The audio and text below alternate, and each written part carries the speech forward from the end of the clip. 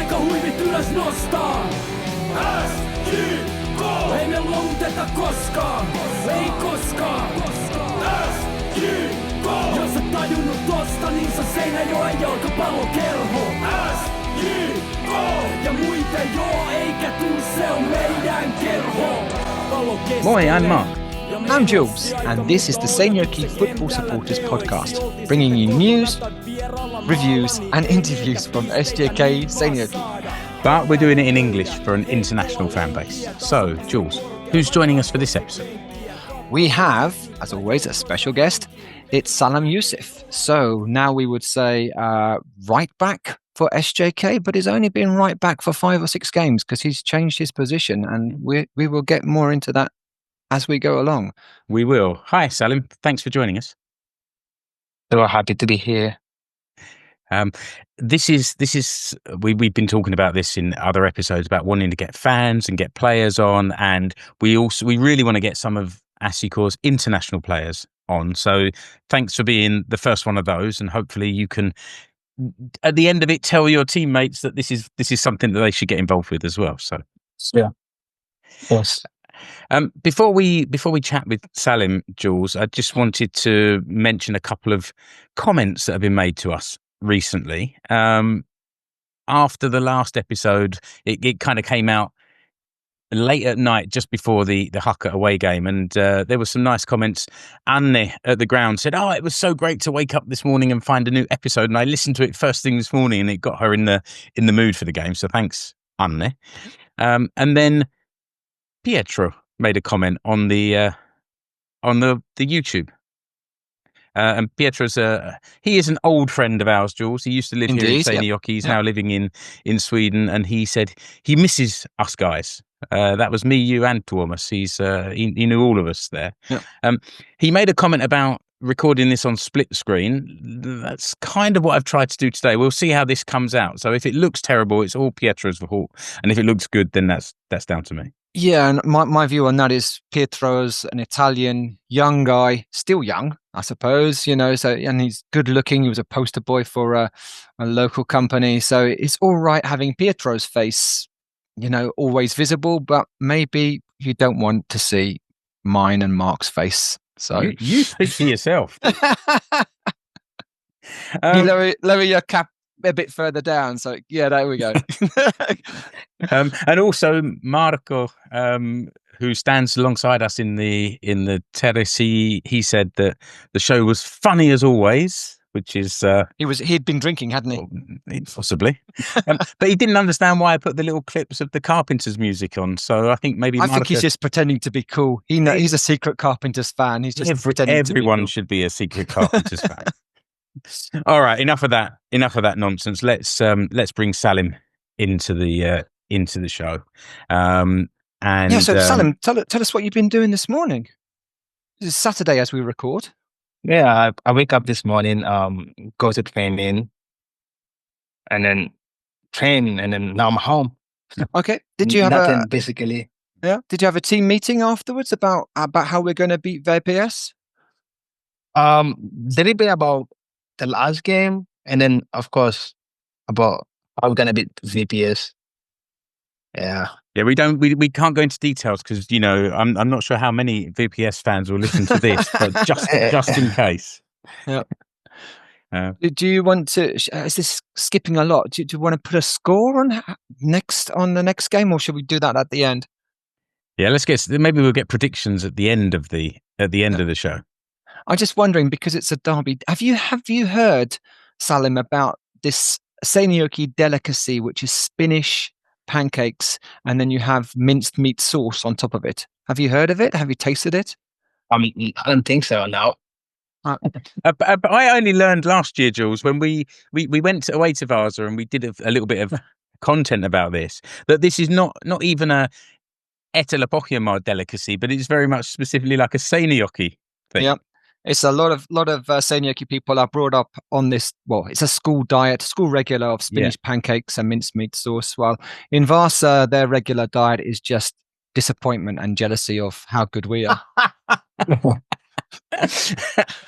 Okay, so we'll come back to the Vasa game a little bit later. But Salim, you're from Ghana, and I'm interested in your kind of youth career. But tell us a little bit about where you're from in Ghana and kind of life before moving to Seinäjoki. Well, I'm from a community called Nima. It's a slum area where there's like a lot of people there. I grew up playing football on the street, basically, where we do have like a local teams there who I like. I just go there and play. It's just fun. Basically, we just play with passion. And then there was this tournament around our area. I got invited. I went there with my dad, and then there was like a scouts around from Vision FC and from like other kind of teams there. So that's where I got scouted to play in Vision FC. And at the early age, I had to move from my parents and then stay in Medina. That's kind of like a different place to play. I lived there when I was really young. I left my parents, different environment, different friends. I got nobody there. And So, then, sorry, when you say really young, how young? yeah, 11. Wow. Yeah. Yeah, Really young. yeah. I was really young there. How far So away is that from Lima? 1 hour drive. Okay. Yeah, So it's like a boarding school. You're living there, you're sleeping there the whole time. yeah, yep. And are they giving you good education as well? Other subjects than football? Yeah. So there was a school. There's a government school close to the team. So I used to go to school, and then after I come back and train. So yeah. So that's how I've been doing it until I got promoted to the first team, and then from that point, I got promoted to the first team when I was 14 years, and then from that point, I played the first 2 seasons, and I got called up from the national team, national U under 17. Right. Yeah. So from that point too, keep working so hard, and then I got scouted by this coach in the US. So I went to US, to basically study and play. So that's where everything started. Basically. This club that you moved away from home, was that Vision FC? Yeah, that's Vision FC. Right. Yeah. Okay. Yeah. So, because I don't know, maybe some of the people listening or watching this don't know that Vision FC and SJK has an agreement, maybe 3 or 4 years standing, and several players have come from Vision to SJK, and Teddy Yegbe is probably the so far the biggest success story. He had one season with us. In the pre-season games, we all said that boy's a bit special, and by the end of the season, everybody knew he was a bit special, and he moved on to Elfsborg in Sweden. And there's a lot of transfer talk about him moving to maybe a Premier League or Championship club. So that's really like a trailblazer for this concept. But did you? So you went to America before you came to Finland? Yeah. Okay. So where were you in America, and what was the setup there? I was in I graduated from high school in New Hampshire. It's a school called Highmore School. And then after that, I went to college. My first year, and I dropped out my second year because of SJK. Okay. Right. So I didn't realize that you were living in America when SJK sort of signed you. Yeah, I was in America when they signed me. It's interesting. I really think the club should have these kind of conversations, like with new players, so that the fans get to know them. And I think that's what we can do as well. Is just having a chat and letting people tell their story. It's already so much more interesting than I realized. So how did the initial? How did how did the SJK deal come about? How did they approach you, or how did you find out about it? Was it through an agent? Yeah, I think through my agent. My agent and Richie had like a really good relationship at that time. So my agent showed my video to Richie or whoever, I don't know. But then I just got in contact with Richie. And at that point, Richie was coming to America. I don't know what brings him there, but he came there, and then we met, and we had a little conversation, and then from that point, it just happened. So what were you sold? Kind of thing is like, okay, you'll come to the academy, you'll have a Mhm. year, 2 years in the academy, and then you can Mhm. progress through to the first team, and then onwards. Yeah, basically that's what Richie said. Just come to the academy, so they get to see me play, and then of course from that point I can just go for it. So what were your impressions of Finland when you got here and realized it's cold and there's lots of trees?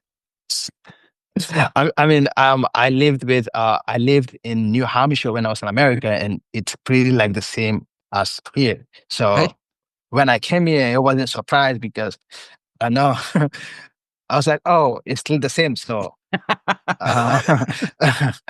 yeah, They acclimatized you already, Yeah. so moving to Canada Yeah. wasn't so difficult. yeah, because New Hampshire is kind of close to Canada, so it's kind of like Mm.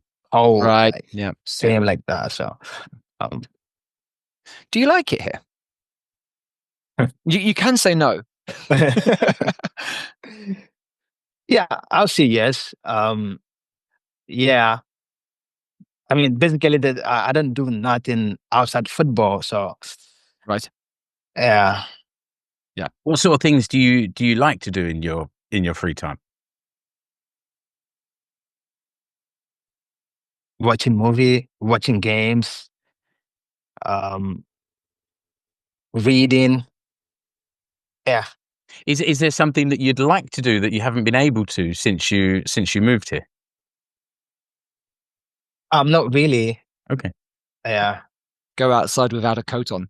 Yeah, well, that you can do that for 2 months in the middle of summer. Although, I don't know how acclimatized Salim is to that weather yet. Maybe summer here still feels cold, possibly. So you came here as a. Oh, actually, no. Let's come back to that. I was going to say, you came into the academy, and Stevie has a very specific style of football. So, which I like to call Grieveball. But how easy was it to adapt to his style of playing football? I think it was so easy for me because the year that I came here, that was the same year Stevie came. So it was kind of so easy to adapt because I think the kind of style that I play is the kind of style he wants, aggressively and like be on the ball, move the ball forward, and so I think it's pretty easy for me to just adapt. I don't know. Okay, so talking about style of play, that kind of moves us on from the big change. Last season, you had some game time, but Yeah. not so much, and you were playing central midfield, it's kind of like the holding role. But this time, when you've been fit, then Yeah. you're the first choice right back. So why the change, and how do you feel about it? Um, Whose idea was it for you to play right back, and how was it said to you, or was it your idea that right back is a good place for you? I think it's the coach decision. Yeah. Looking from last season, I play in the midfield, and most of the times I start from the right back or the left back because that's where I normally go and like get the ball. So Okay. so this season he was like, we're trying to use you in this position to see how it will go for you. So once he put me there, I just see myself playing. So from that point, he told me that he would want to use me as a right back for this season to see how things go. And for me, I just don't know what to say. I like to embrace challenges sometimes. So from that point, I was like, okay, I'll play. Yeah. And then during preseason, like I used to play there. And at some point he asked me, how do you feel there? I was like, I mean, I don't know what I like anymore. I just play. So I just play. Yeah. And the way Stevie it's like plays, kind of going back to Ghana when you were a kid and playing on the street. Yeah. and actually Stevie's style is so fluid that even if you start at right back and that's your position, you could quite easily end up crossing the ball from the left wing or being in a centre forward position, having a chance at certain times in the game. Yeah. And obviously being a right back is a different position than obviously central midfield. What kind of skills do you think you still have to learn? I imagine that we know that you're good going forward because you've been doing that already, but how about the defensive side of it? Are you there? How comfortable do you feel with the new skills that you have to learn? So with the defensive side, so Stevie again told me that he has never seen any player as dribble past me before. So and he told me that would be a perfect position for me because defensively there's no player who could pass me so easy there. And then with my quality, I could dribble, I could go forward, and then defensively I'm also good. So in that position, he thinks I'm a complete player there, kind of. So it's nice to have the confidence of your coach as well, to feel like, you know, he really believes in me. I should believe in myself and I can do this. Yeah. I wanted to ask you about like your footballing heroes, like when you were young, or you're still even younger. Who did you look up to as players back then? I love Messi. Okay. Yeah, I love Messi. I love how he plays, how he's humble. Yeah, he's the only player I just look up to. Any players from Ghana as well that like, you know, you think you're, I don't know, not similar player to, because everyone's their own player, but anyone that you think, you know, that's someone I should be like? So one time, this guy came to me and said I play like Mohamed Kudus. Okay, that's not bad. Yeah. Yeah. And like we came from the same environment, same community. We grew up in the same place. Nice. Yeah. So that kind of brings us up to date. You're currently in the second year of a 2-year contract with options for another 2 years. So we got you. You're ours. No leaving. But what's going on at the moment? You came off against Oulu quite early in the game with an injury. What happened there? Oulu. It's Accra, right? Oh, was it Haka? Oh, was it the Haka? Yes, it was Haka. Sorry. Yeah. I think I wrote the notes there. Sorry. Yeah, my script writer. Yeah, sorry, it's me. Yep. It was Accra. I got a growing problems. Okay. Yeah. Even before the game, during training, there was a problem there. But then I thought it's one of these pains that I can Run off. Used to play. Yeah. But then the game got worse, and then I had to come out. What's your situation now? Are you back? Are you available for Monday night? The doctor didn't say anything yet, but I don't know. I'm still training, not with the team actually, but I think I'm getting better. I'm good, but the doctor did not say anything about me playing the game or something. So, right. How are you at watching the game if you can't be involved? How are you a good spectator, or do you find it tough? I find it tough because my legs will be shaking, kind of like. You're like kicking every ball that comes to the right back position. Or kicking any player that comes in. Sorry. Yeah. And so, what about for the rest of this season, Salim? Obviously, as a club, we're sitting near the top of the table, and things have started really well. What about your personal goals for the season? What are you hoping to achieve in 2025?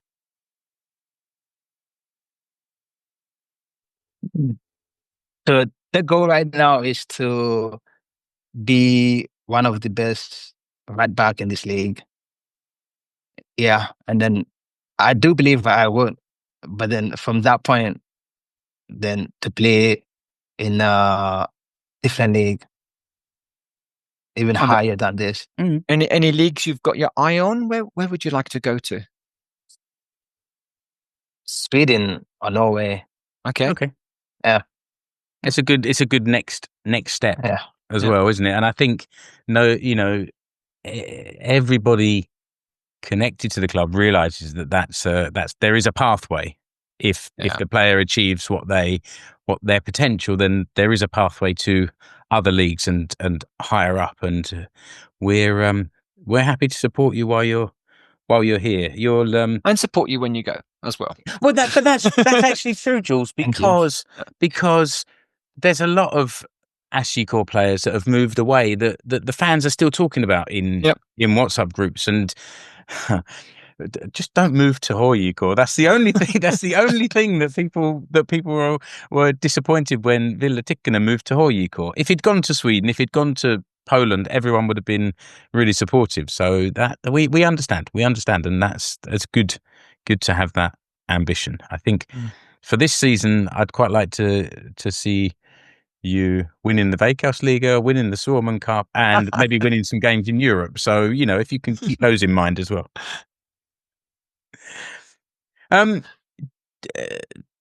Thanks, Salim. Thanks for sort of sharing some of your story with us. I think that's been really indeed interesting. We'll move on, and we want you to stay with us because we want your thoughts on some of the things that have been going on recently.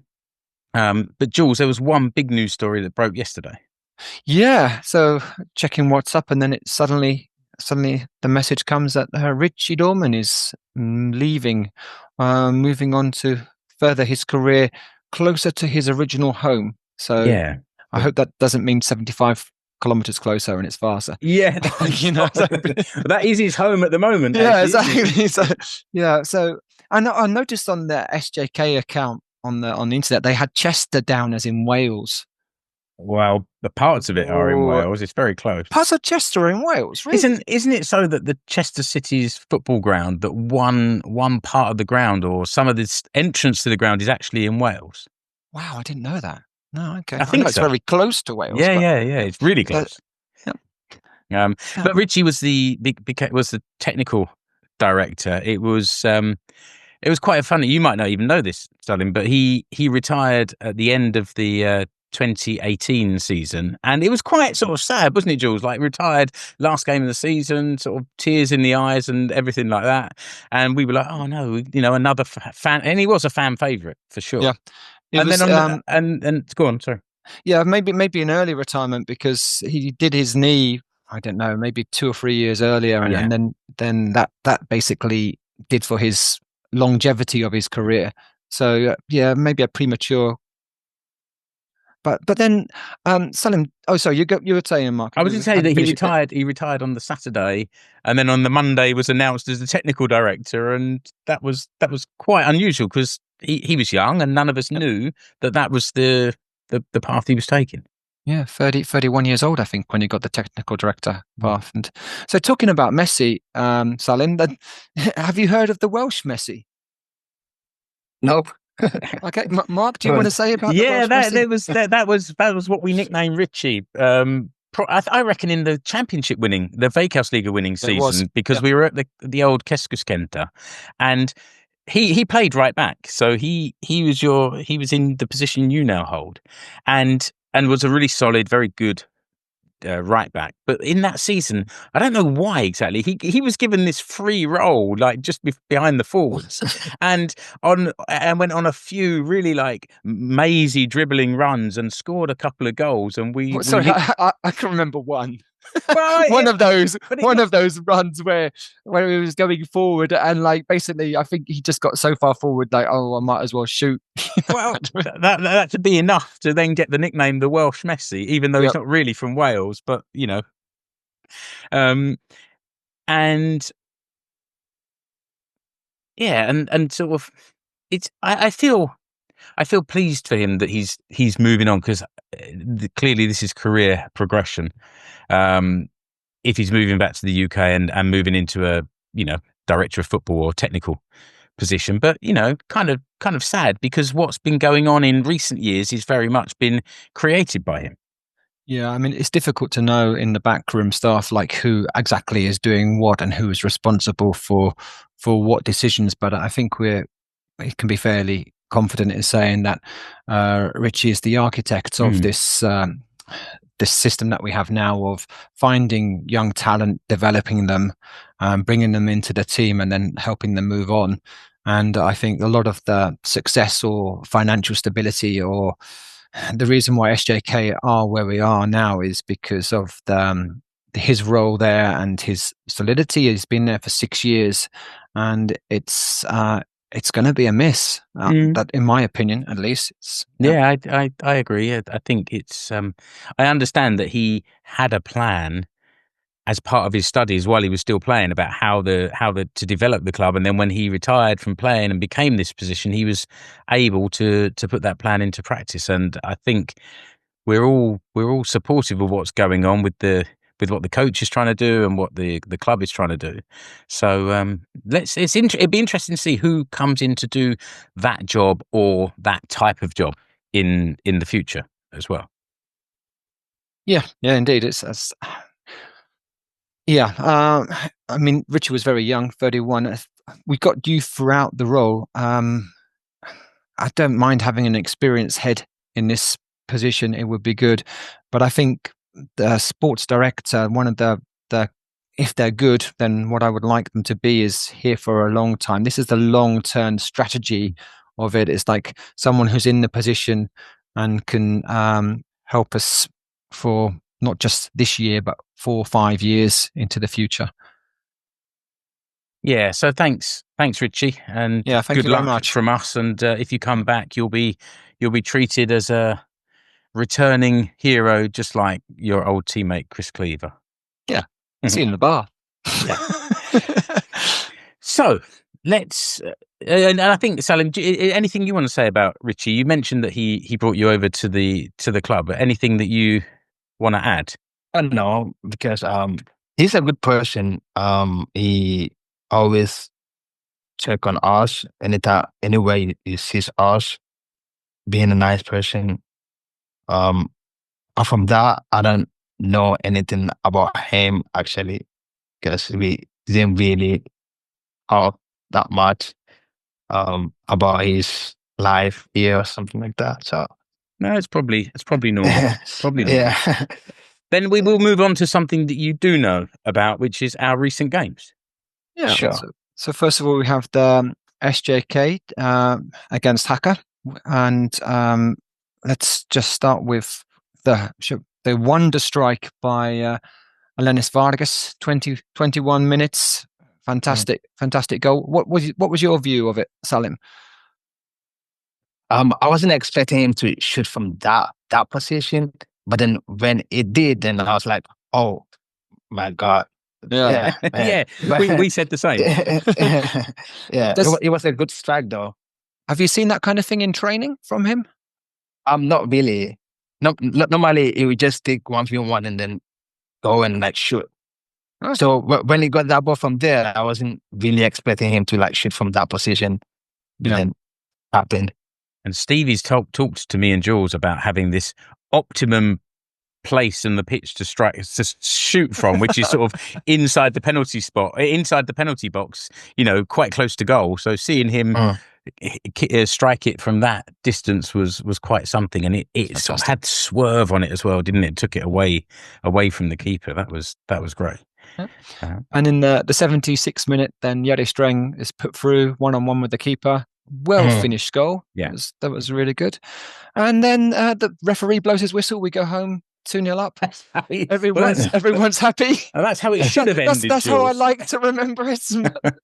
But it was and it was really, really tough to go down to 2 late goals. Those goals happened the other end of the pitch from us. A lot of goals have gone in that end this year.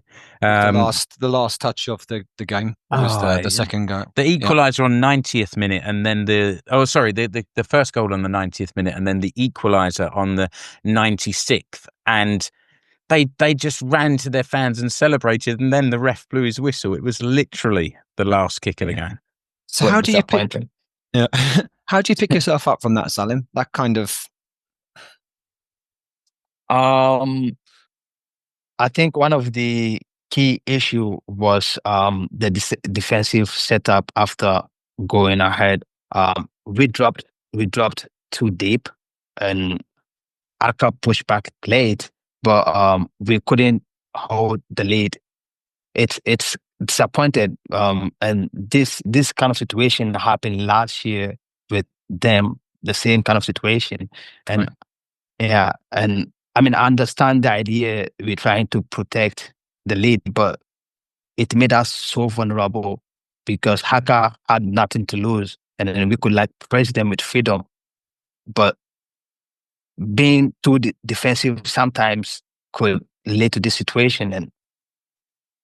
But I think we learned a lot from this game, and then from going forward, I don't think we would do this kind of mistakes again. That's good to hear. I don't think I can take it. Yeah, they are a decent team though, Haka, aren't they? Like we said, yeah, they are. Yeah, and they caused us problems. Yeah. Are we done with Haka, or shall we? Yeah, I think you've written a comment in the script that we are absolutely not saying out loud.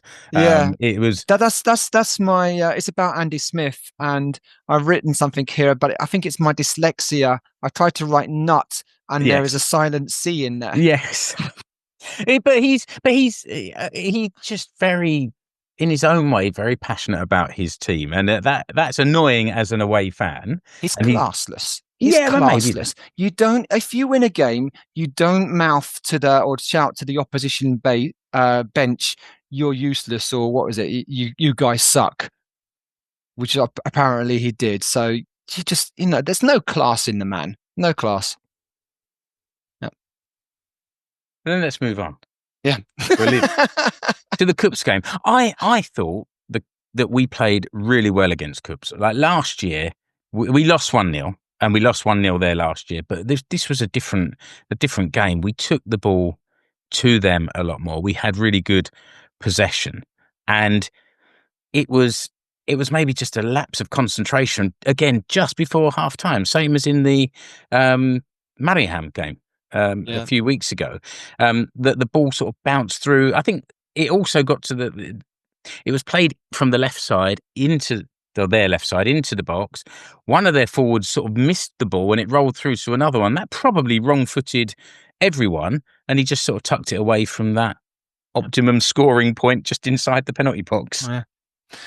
What's again, Salim? Can you give us some, without giving anything away? What was the review of that game, or what lessons can be learned, or what's the feeling about it? We had a good game plan. We kept the ball very well, but I think they were more dangerous because they take their chances. We didn't take our chances. We should have stopped the transition sooner. We've come a very long way. We've done so good, and then we've just given them a goal. And I think these are the games where we have to learn. We have to learn and grow.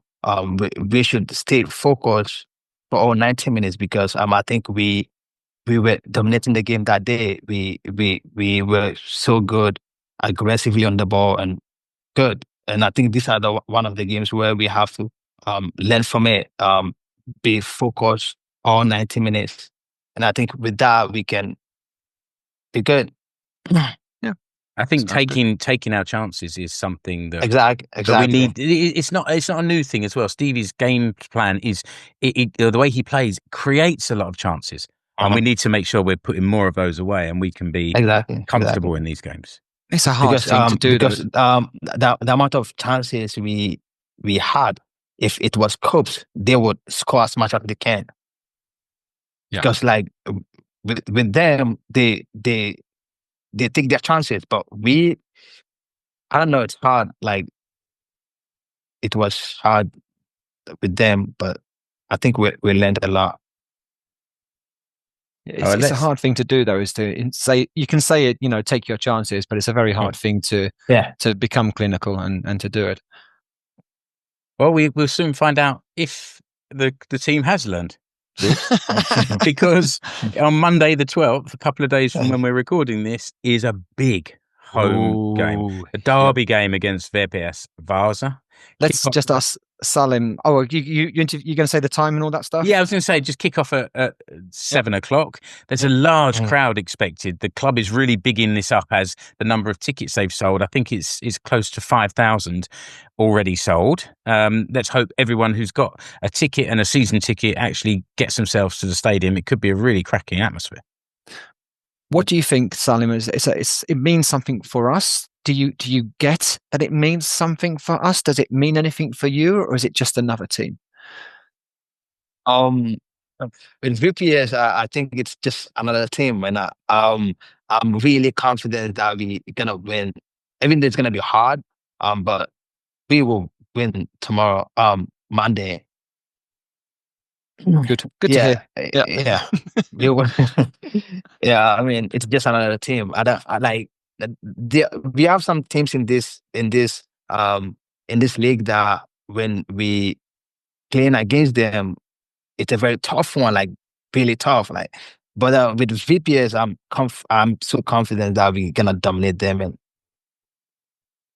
win.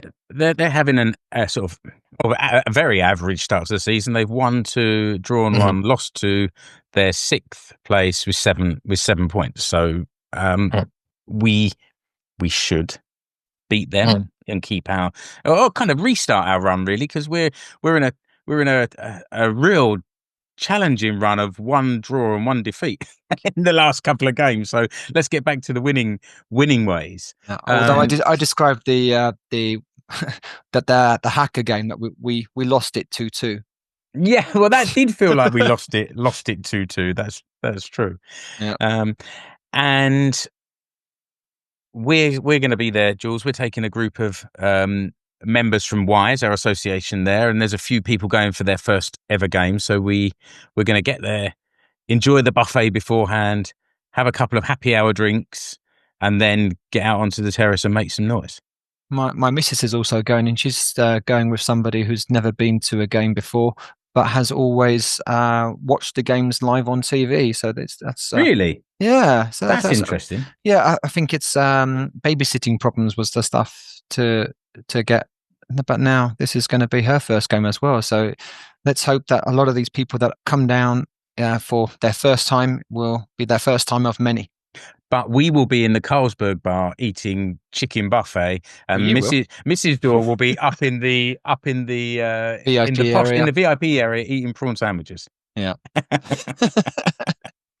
All right, and then the next game after that is Friday again, another Monday Friday schedule away at Gnistan in Helsinki, Oulunkylä in Helsinki, and there. See, I think they've got 2 wins out of their first 5 games, similar to Vasa, but I don't know. Somehow it feels like that's not easy game either. Gnistan seemed like a really solid Veikkausliiga team. Gnistan away is one of these things that if you're having a decent season, you draw away. If you're having a really good season, then you've got to beat them away. Yeah. They're one of the kind of mid-table. They're not Ilves, they're not KuPS, and they're not Oh yeah, YUSSIF, I forgot about them. And they've just opened their new stand down there because they had the fire last summer of their main stand, and they've just reopened a new. I understand why they build with wood, but they've rebuilt a wooden stand, having had their previous stand burned down last year. That seems like you're chancing fate, but I'm sure everything is very, very safe, and it looks good, and it's bigger than it was before. They can get an extra 500 people in there, so that's it's good to have the ground full. So Salim, if you're not available for the VPS game, if you're not sure yet, but then you'd think for Friday, you optimistic that one of those two games you'll be making an appearance? Yeah, sure. Good. Yeah. Hope so. Yeah, we're looking forward to getting you back on the pitch, and we stand right behind the home goal. Jules is in the front row, and I'm normally just behind him. So if you see these two faces, after you've scored, let's say I was going to say the same thing. Get a goal, and then come find us, and we'll give you a high five. Of course. But thanks, Salim, for joining us. It's been really good to get to know you and to get your thoughts on the club and also on your career so far. And we appreciate it. And if you've got friends and family back home that want to follow SJK, then send them the link to this podcast, and also let them know about the WhatsApp group. They're very welcome. If they let us know who they are, we'll let them in there for sure. Yeah. Of course. One quick thing, Jules, about the Klopit. We always have a little talk about the Klopit, the supporters, official supporters association, are organising some new hoodies. We talked about it last time. I ordered mine, and I ordered the wrong one. Was it too small for you? No, I ordered one without the zip. I wanted one with a zip. I ordered one. Oh yeah, because then it's got more space, hasn't it? I like to have it open and wear it like a jacket. Come on, don't give me a break. Anyway, thanks to Oscar and Tuppo for sorting that out. I am gonna get that. I've sussed it out. If you have a hoodie, you have to put it on over your head, and you might have to take your cap off. And I never take my cap off. Exactly. So that's why you've gone for one with the zip. Yeah. Ridiculous. Right, Jules. I think, Jules, that just about wraps it up for this episode. Yep, I think you're right. Yep. Thanks again, Salim, for joining us. And thank you ever so much. It's a pleasure. Listener, remember to subscribe to the show wherever you're listening, and you can find the whole archive of our episodes on YouTube.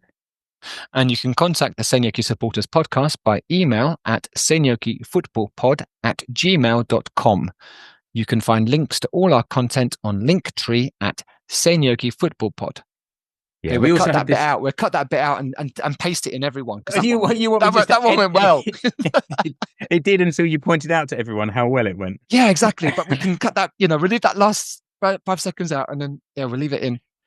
Whenever Jules gets professional, does something professionally, he then spoils it by telling everyone what a clever boy he is. We've just mentioned this WhatsApp group where we continue the conversation in between episodes. It's open to any fan of SJK, so if you want to join, you can find the link on Linktree and request to join. I will, if I don't recognise the name or it's not someone locally, then I'll ask you why you want to join. We don't just let anyone in, but if you're interested, then you're welcome. And like I said, this is open to family members of SJK's international players as well. And I normally say until the next episode, but with VPS at home on Monday and so many people going down there, I'm just going to say see you at the stadium and goodbye. Heippa.